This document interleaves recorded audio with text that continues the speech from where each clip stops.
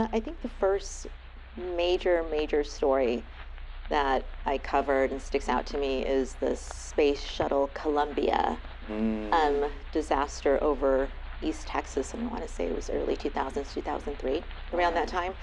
I was working weekends, and we had the national feed up. NBC News Network was taking it live on air, and then we saw it disintegrate over what we, figured out was East Texas. So we got in the car and drove, and then covered that story for the next 3 or 4 days. So you guys went to the scene? Oh my gosh. We set up shop in Nacogdoches. Okay. And I remember asking him all these questions, what do you think about my, they look at your tape, and what do you think about that story that I did, and what do you think about this, what do you think about that? And he watched it and turned it off, and he said, it's not always a good idea to let people know where you're from. And I didn't know what he meant by that. And I just kind of, did that, shook my head like, okay. I went home and I looked back at my tape, and I thought, what was it that I was doing so differently? It was definitely the way I said my last name, and I had a bit of an accent that I didn't know I grew up with on the border, but it was not a thick one, not one that that concerned me, but it certainly concerned him. And that stuck with me for a very long time, and looking back on it now, it was basically like him, saying it's not always a good idea to let people know you're from El Paso, you're from a border city, you're who you are. And it impacted the way I said my last name.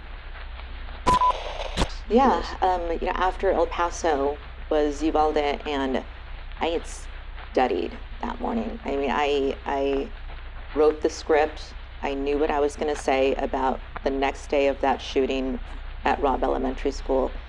I knew what was going to come out of my mouth. There were going to be no surprises like there were in the El Paso script, where I was learning the names live on air. That wasn't going to happen again in my head. I knew I'm going to get through this day, and I'm going to do it with dignity, and I'm going to not break down, let my emotions get the best of me.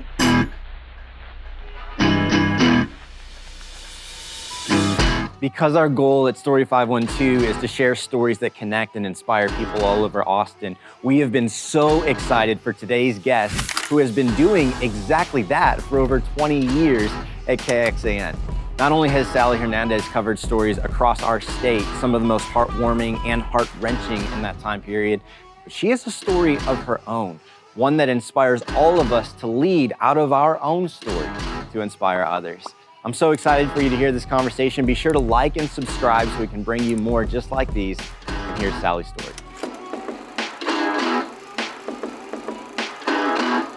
Well, we've been so excited about this interview in particular, just because we're trying to share stories of people in Austin that connect one another, inspire people. And you've been covering Austin for 22 years, right? So we're sitting down with the pro. So we've just been really excited about this. But thinking about that span, maybe to start even, what are just some of the stories over that span? I know there's so many, but some that stick out the most memorable or impactful to you personally? I think the first major story that I covered and sticks out to me is the space shuttle Columbia disaster over East Texas, and I want to say it was early 2000s, 2003, around that time. I was working weekends, and we had the national feed up. NBC News Network was taking it live on air, and then we saw it disintegrate over what we, figured out was East Texas. So we got in the car and drove, and then covered that story for the next 3 or 4 days. So you guys went to the scene? Oh my gosh. We set up shop in Nacogdoches. Okay. And all the networks got there. But that was my first, I think, most memorable story that I covered. And throughout the years, I think ones that sadly are probably the most unfortunate stories. Sure. Just yesterday we marked the 1-year anniversary of Uvalde, the massacre, the school shooting.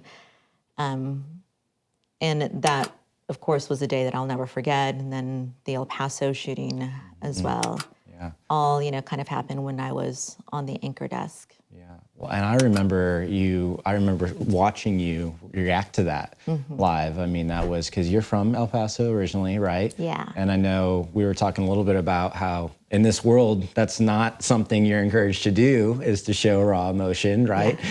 And so what was that moment, even like that morning, like for you, when you're just like connecting it, you're seeing names you relate with, connect with, and you're like, right. You're feeling it come. What was that like?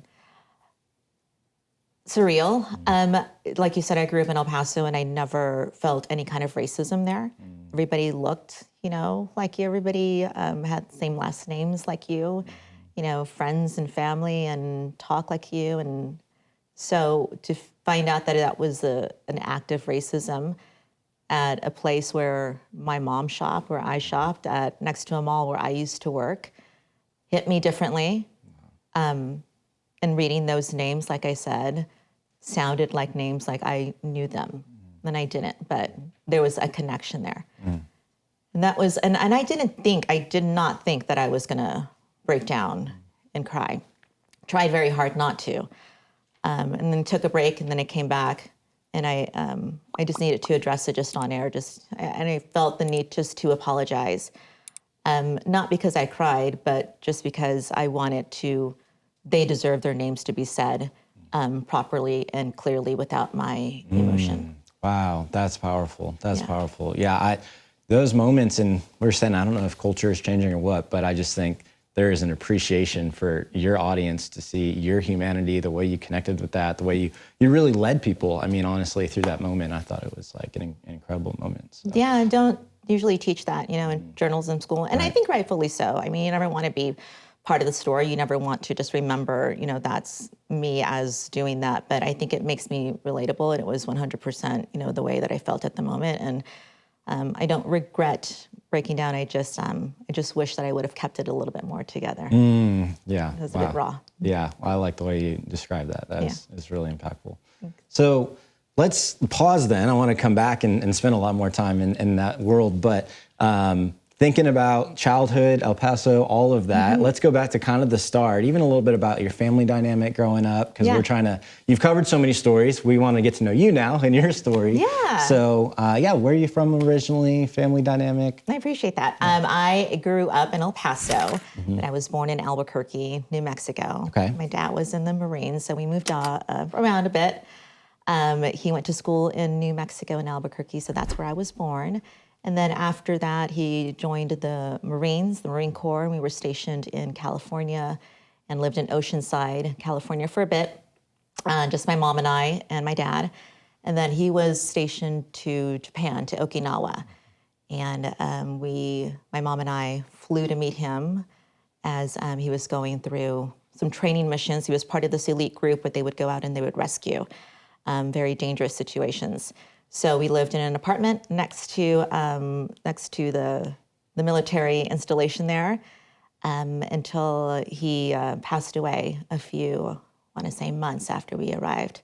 And then after that, we came back home to El Paso, where my mom and my dad grew up. So we were surrounded by friends and family.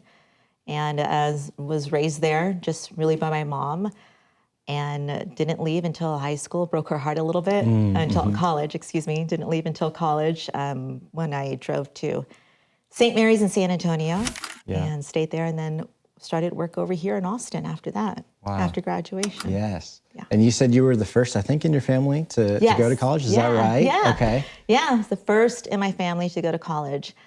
And not the last anymore. So I'm happy to say that. And you made it all happen, like scholarships, figuring out how loans were, all this kind of stuff, right? Like you're on your own, just making it happen. Yeah, I mean, I think that I told you, I don't know what happened to that girl. She was so determined, but also so naive, I think, to get in the car, my little Chrysler Spirit, and drive off, 500 miles away to San Antonio. And I had no idea how I was going to pay for college. I showed up to the financial aid office and I didn't know exactly how expensive that school was.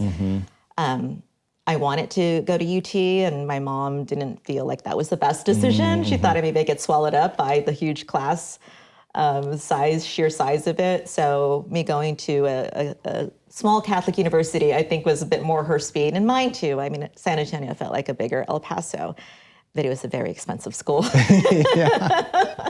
Very Yes. expensive. Well, if I remember, you're saying some of that drive probably is connected to, you said you didn't have a lot of examples around you of taking a great path forward, and you wanted to kind of create something different for yourself. Is that right? Yeah. So before my mom married my dad, she had a previous marriage, and she had 5 kids.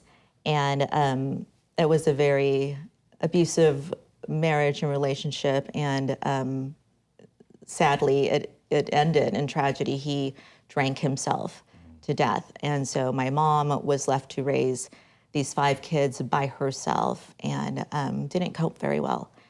And my upbringing is very different from that of my sisters and brother, where my path was very different and their paths were very different. For me, there was no question that I was going to go to college. There was no question that I was going to be a good girl and do the right things and go on to be something successful. There just wasn't any other choice.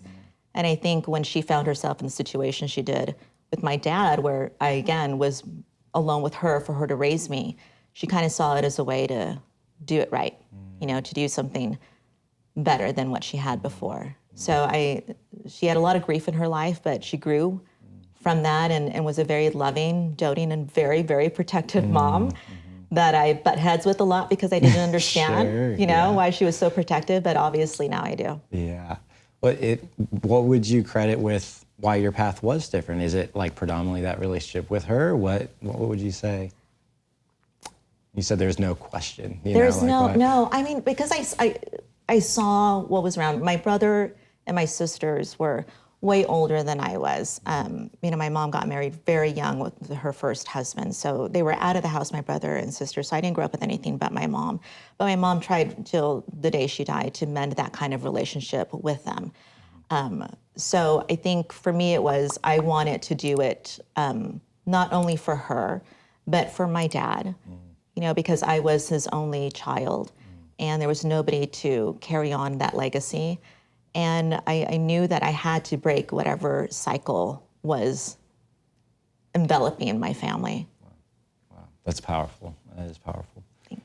And I think it was even earlier in college you said that you had an experience, met somebody that kind of launched your interest in this industry, right? A second or third grade That is so funny, yeah, because I went to go talk to some 5th graders just recently at a career day here in Austin, and I told them that story. Yeah, I was in 2nd grade in elementary school, and we had a news anchor come and talk to us and tell us about her career and about how she was always the first to know everything, and every day was a different kind of day for her, and it wasn't just she was in office, she was out and she was reporting, and some of the best days and some of the worst days, but she was part of it and people depended on her, and I loved it.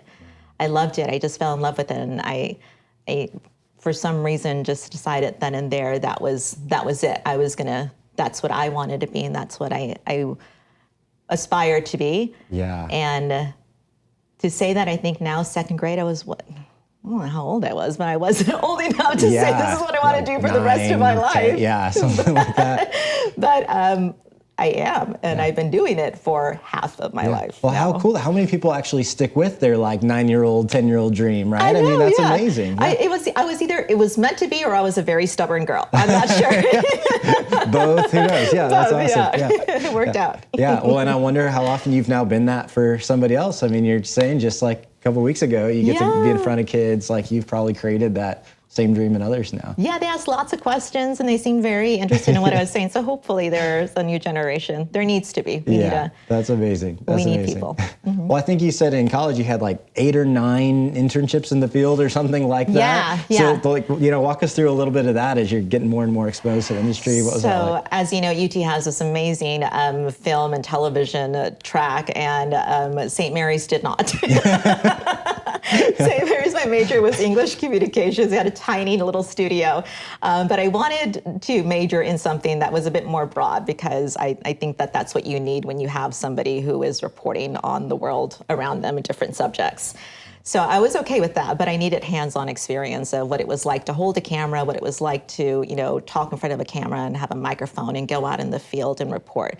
So those internships really are what helped me. They don't really pick up interns until maybe your senior year in college. But I kind of fought my way through and was, again, that determined, stubborn little girl who got her internship in San Antonio, the first one, I think ABC there, CBS, Fox, and I did the rest in El Paso. I think I interned at all the other stations in El Paso when I went back in the summer. Okay. Yeah. Okay. That's incredible, though. Yeah. I love. Yeah, just that kind of sequence. I mean, starting young of just like the next step, the determination, the grit to stick with it. It's just a theme of really your whole story, and it's really impressive. Yeah. So. Yeah.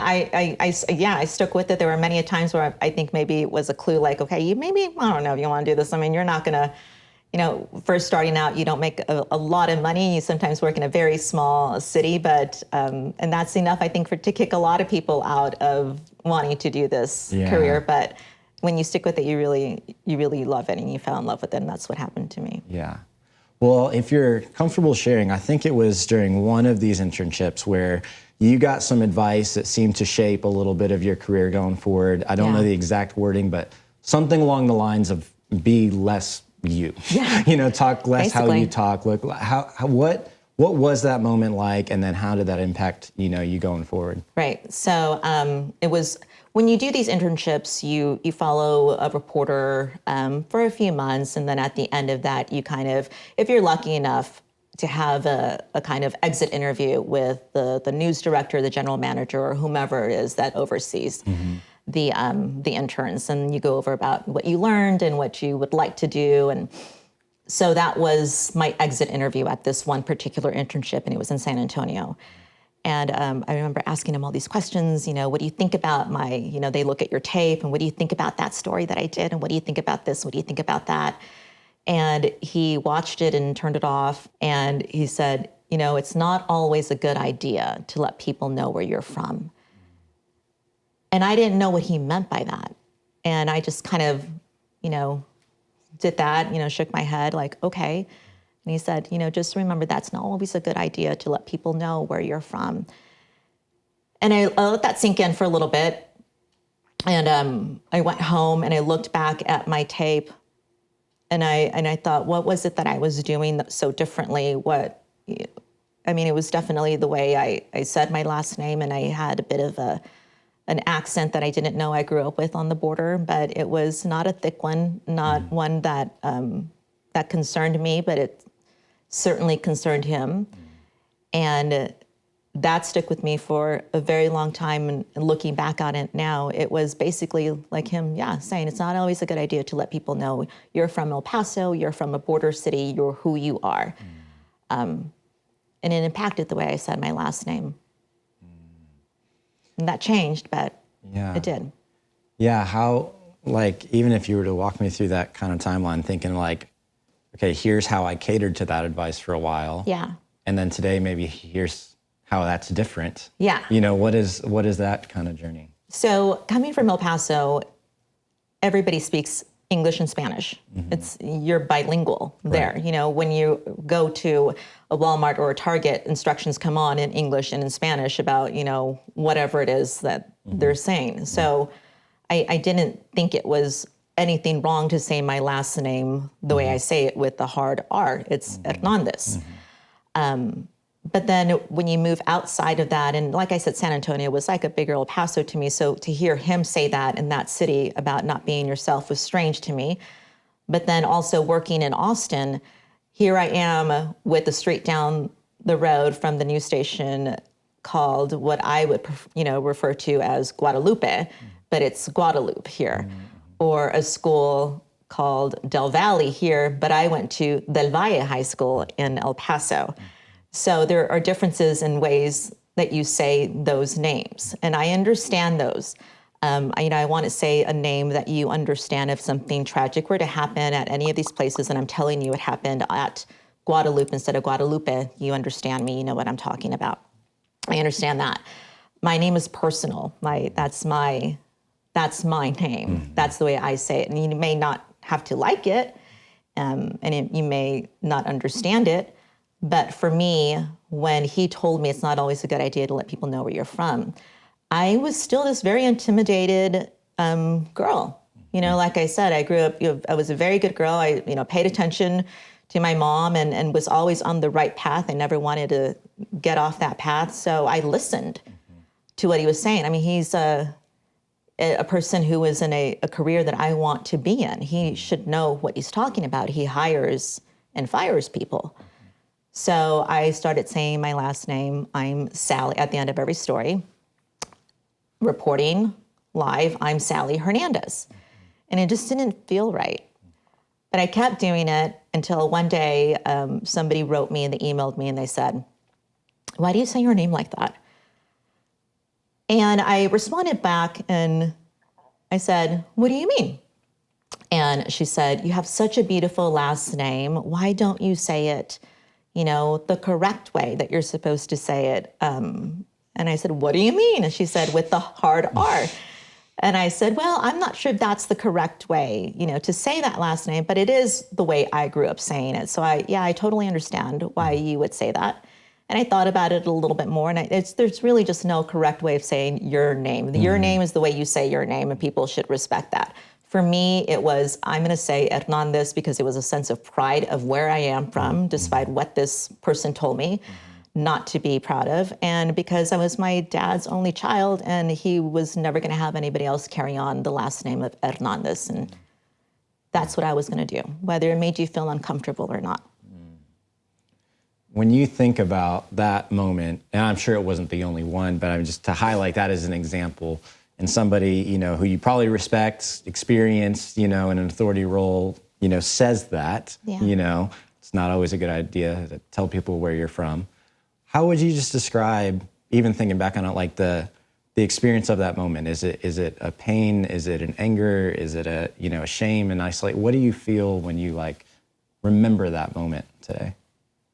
Well, when I remember it now, I think I'm more saddened that somebody in that position would say that. I would want somebody in that position to welcome all sorts of last names and all sorts of skin tones and all sorts of people. But sitting in that chair 20-something years ago, if not more, I just felt like I was given my orders because I was determined to make it in the business. And I already came from a family that didn't save up for college, and a family that, like a lot of other families, my siblings had battled addiction. I was coming from a spot where I needed to figure out, I'm going to do what you tell me to do because I'm going to be successful. So I was just still this very vulnerable little girl. He's no longer in the business anymore. I'm not surprised. But I think now I expect a lot more from somebody in that authority. And I don't think that you have a lot of people who think the same way as he did in that position today. Yeah. Thank goodness. Yeah. Is there any, not to put you on the spot and you have to have an advice in this moment, but I just imagine there's a lot of people listening that have a version of that in their story, that have, been told to hide some part of them or, not lead with a part that feels very core to who they are, their identity. Anything you'd say to somebody who's more you 20 years ago, who's in that right now? Yeah. I would say be you. I would say be your authentic self, be your genuine self. And even if you're at an age where you're still searching to figure out what it is that means, you follow your gut. There's something in my gut that didn't understand why he was telling me that. And he could have told me all these other great things about the story that I showed him about what he did like. But it was that one thing that he said that stood with me and that I will never forget. But I went back and forth, and eventually I ended up just doing what I thought I needed to do. And I felt that way from the moment I walked out of that door, that something was wrong. But it wasn't something was wrong with me. It was something was wrong with him. And if who you are makes somebody uncomfortable, that's not on you. Well, thank you for sharing that. I just think that is something that a lot of people can connect with in a lot of different ways. And so it's inspiring to hear you talk about it, how you've processed it, and how you've even, responded to it now today, I think is really impressive. Yeah, so. I wonder, sometimes I wonder if if we're ever to see him again, if I would bring it up or if he would even remember. I definitely would bring it up. Yeah, that's interesting because you're probably not the only one he gave that kind of advice to either, I mean, it's wild. Yeah. Well, that was pre-KXAN days, and we're now in KXAN, Yes. you know, in this amazing studio here. Yeah, our new studio. Where you spent your whole career. I mean, that's amazing, right? No, my entire career, Yeah. yes. Half my life here. So talk about the transition to that, coming out of college, and how did you land here? What was that journey like? It's so interesting talking to you about it because it's like everything kind of falls into place and you realize, okay, all of this happened for a reason. So after going through that experience with that person at the news station in San Antonio and several internships later, I ran out of money to pay for school. The scholarships were gone and the financial aid was gone. And like I said, I didn't come from a family that was wealthy, so there was no fund for my college. I had to pay for this very expensive school. And so when I found out, I freaked out and tried to figure out, what am I going to do? And my mom's answer was, oh, just come home. Just come home. I was like, I can't. I've come, so far I cannot not try to finish my senior year here. So that year, there was a scholarship that was just created by the group that used to own KXAN. And they owned several TV stations around the country. And it was a diversity scholarship. It was called the Lynn Media Diversity Scholarship. And the description was, we're looking for somebody who can come into the newsroom and could help us understand kind of different ways of reporting from different backgrounds, where I had to be myself. Yeah.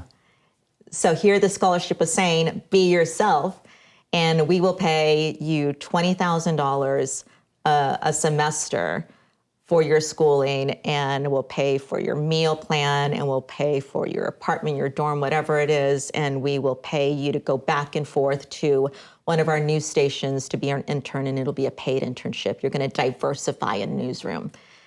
And I was, like this is a sign from God. This is going to happen. So I applied for it, and it was the second time they had this scholarship. I applied for it, and I went through several interview processes, and ended up with this scholarship that, in the end, to the very last dime, paid for everything that I needed to go and finish St. Mary's and graduate and come and work here at KXAN as an intern, and then eventually on full time. Yeah, I'm chills thinking about that sequence a little bit, right? I mean, from that experience to this new internship, it perfectly allows you to finish that out and start where your whole career. I mean, that's crazy. Where they want you to be you, where they want you to be diverse, where they want you to say your name the way that you say it. Wow, that's amazing. I love that. I love that sequence. But what was your first role here then? I know you've talked about the different kind of positions you've held in different areas. Where did you start? Every shift that nobody wants to start. So because I was so hardworking and determined, I was the youngest person in this newsroom and they knew, the reporters and the anchors and staff, that I was going to work here after I graduated from college. And that's unheard of. You don't work in Austin. You work in a very small city, in a very, remote place. That makes sense. But you don't work in a place where people have tried to, really climb the ladder to get to. So I pick up every shift I could. If a reporter called in sick, I asked if I could come in and I could cover with that. If it was spring break, I wasn't going to go down to the beach. I was going to come here, worked every holiday. And I started just, interning on the weekends. And then eventually I became the weekend reporter in the morning, then weekend reporter at night, then weekday in the morning, then weekday at night, eventually till you get to this kind of anchor role. And I think I've anchored just about every newscast. Wow. Out there. That's amazing. Until I landed here. Yeah, I was thinking about it, we're, started this around 9 a.m. today, and we're at the end of your work day, right? You have this incredible schedule that you do that is opposite your husband's, who's also in the business. Right? Yes, my husband is the sports director over at Fox down the street. Right. So he has the nice, fun schedule. talking about nice, fun, happy things all day long. And I'm the one who has a crazy schedule talking about crazy things that happen all morning long. Yeah.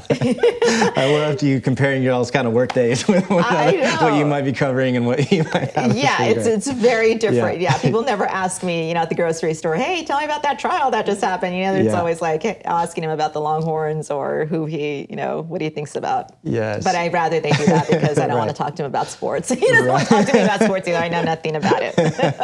St. Mary's didn't have a football team. If that gives you an idea. I think it was your first time live, maybe, was a pretty great story. It was like you didn't have your script or something happened. What was that? Yeah, so thank goodness it wasn't a serious story. It was one of those stories where I think it was a Friday. It was a day where we had no reporters. Everybody called in sick at night. Mm-hmm. So it was just me, the intern. And we had a really cool, very flexible producer at the 10 o'clock news that time.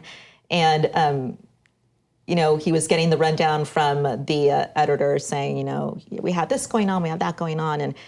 And he said, well, what about the rally, the welcome home rally at UT where they welcome in all the incoming freshmen? Who can we get over there? And my editor said, we don't have anybody. Nobody's here. Everybody called in sick. And he said, what about her? Mm-hmm. And he kind of looked at him like, I don't know if she's ready. He's like, it's a rally. She, it's not a murder. She can go out and she can do it. And I was like, yes, I can do it. I'll do it. So I went out there, and it was, again, coming from this small, school to be in this pep rally at UT with the band and the football players and all of these students was so overwhelming. I'm like, my mom was so right. There'd be no way I would study here. Having so much fun and not studying. Yeah. But so I got there, and I was going live, time to go live, 5, 4, 3, 2, 1. And I say a few lines, and then we roll to the video that we had shot earlier. And then I looked down, and it was windy, and the wind blew my scripts right out of my hand. And I was terrified. I had no idea what was happening. I had no idea what I just said. I didn't know what I was going to say. I don't know what came out of my mouth. And I'm sure they knew very, very quickly, to cut the story, to wrap me up and to go back. I think they cut quickly to the soundbite, which is the interview of the story. So you'll have video, and then you'll say something, and then a sound, from the interview will pop up. I think they took that very early just to get me off of the air. Do you have video of that archived anywhere? I you ever think look so. at it? Yeah. I know it was recorded because they called me in the office the next day saying, what the heck was that? And they're like, and it was the same thing. They said, I'm glad it wasn't like a super serious story because you were smiling from ear to ear. And I was like, well, I'm glad you said that, I looked happy because I was terrified. And I was very scared and very sad that my scripts have flew away. But it was an interesting one. Yes. Well, I love this. I love kind of thinking about, there's this roller coaster to what you do of you get these, high moments, heartwarming moments, great inspiring stories you get to cover, and some of the very heaviest, like some of just the lowest of humanity, if you will, right? Mm-hmm. So how do you personally manage that, your kind of personal health, your mental health, the anxiety of that, the weight of being around some of these incredibly, heavy stories?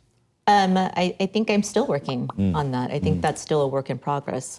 Like I said earlier, we just marked the year anniversary of the Uvalde school shooting. And that hits you differently, especially my little girl's the same age as those kids were. And yesterday, looking back and hearing some of those interviews from the mom and surviving kids, one of the moms was talking about her daughter in present tense. And she's not.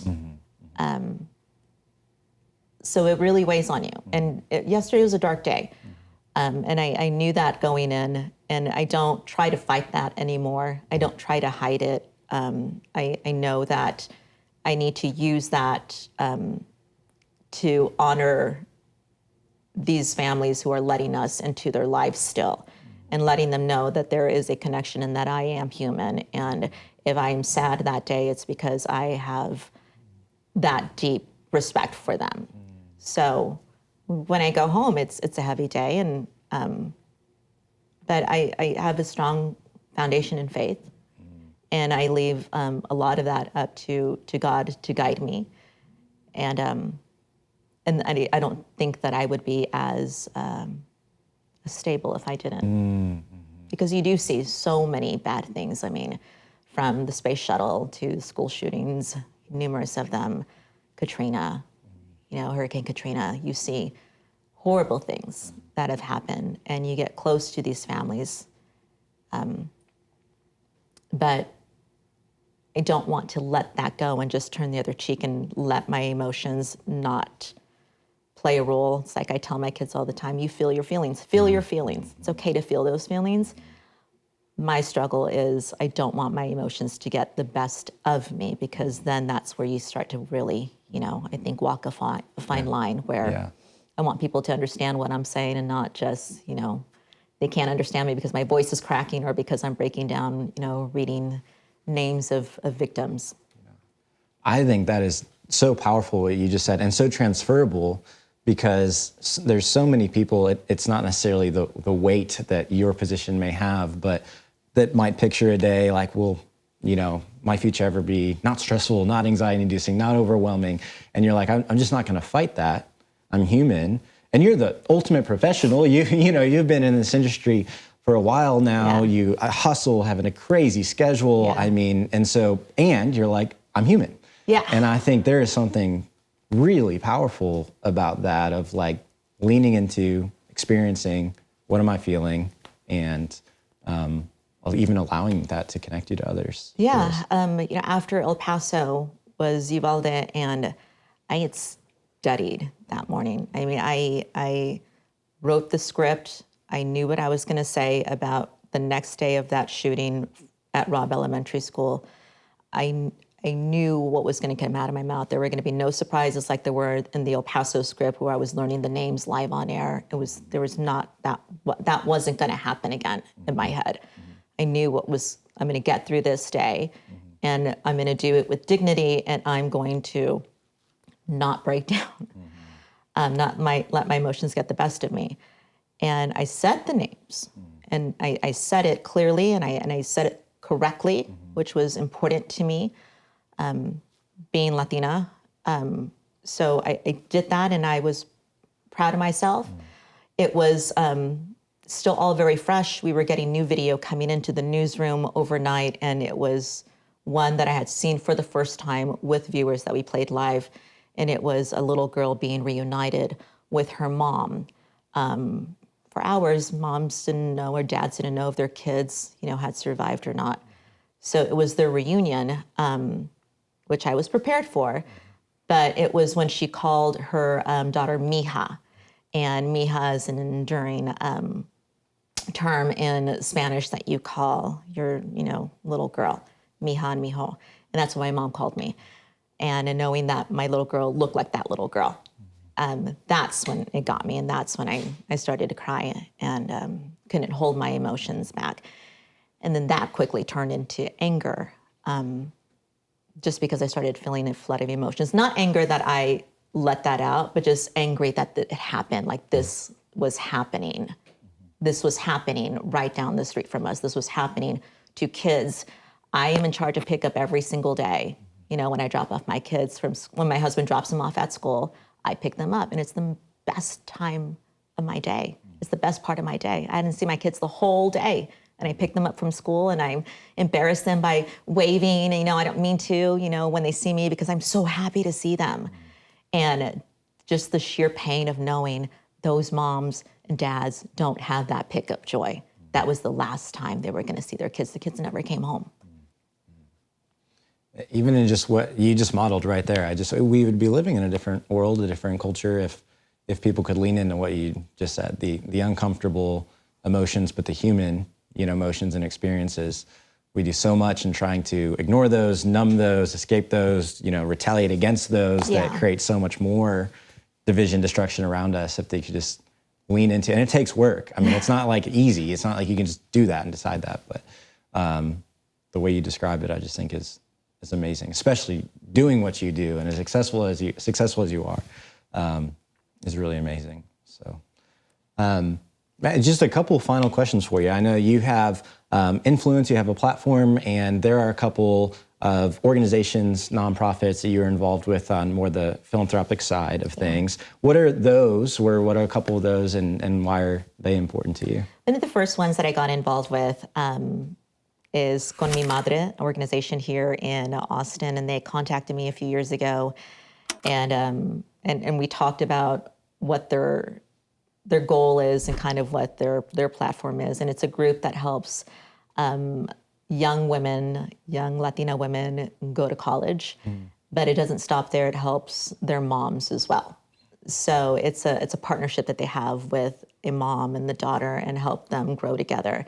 And that just really touched me because I think that would have been something that would have been amazing for my mom, I think, to have experienced with me, instead of her seeing this as me going off on my journey, breaking her heart a little bit. It could have been more of a journey that we, go on together, and just a different chapter in our lives.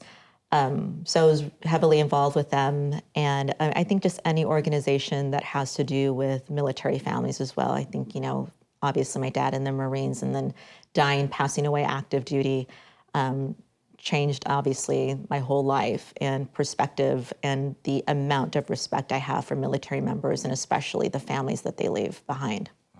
Yeah, it's really amazing to me how much your story is connected in each of those. There's an added weight to that I just think is really inspiring. Yeah, I mean, you don't think about that obviously when these things are happening.